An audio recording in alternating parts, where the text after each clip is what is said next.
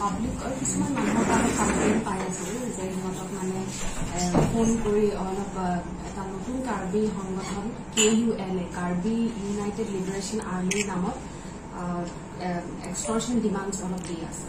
তো তেনেকৈ আমি এটা ফোন নম্বৰ পালোঁ বিচাৰি। তো সেই ফোন নম্বৰকেইটা আমি অলপ চাইবাৰ চেলত আমাৰ টেকনিকেল এনালাইচিছ কৰা হ'ল। সেইকেইটা ফোন নম্বৰৰ পৰা আমি আৰু 6-7টা আকৌ ছাছপেক্টেড নম্বৰ উলিয়াব পাৰোঁ।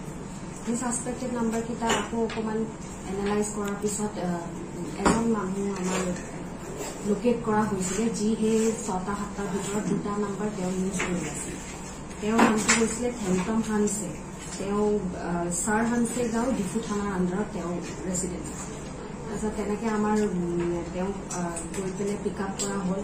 থানাত আমি অকণমান হিটপুচ কৰা হ'ল। হিটপুচ কৰোঁতে আৰু তেওঁ মোবাইল 2টা আমি পাইছিলোঁ। সেই মোবাইল 2টাত যিকেইটা আমি ছাছপেক্টেড নম্বৰ আছে তাৰ আকৌ কেইটামান নম্বৰ তেওঁ তাত ছেভ আছিলে আৰু তাৰে এটা মোবাইলত অকণমান অডিঅ' ৰেকৰ্ডিং কিছুমান আছিলে অলপ ছাছপেক্টেড আৰু কথা পতা যে এইটো ৰিলেটেড অকণমান যিহেতু ছাছপেকশ্যন আমাৰ বেছি বাঢ়ি গ'ল।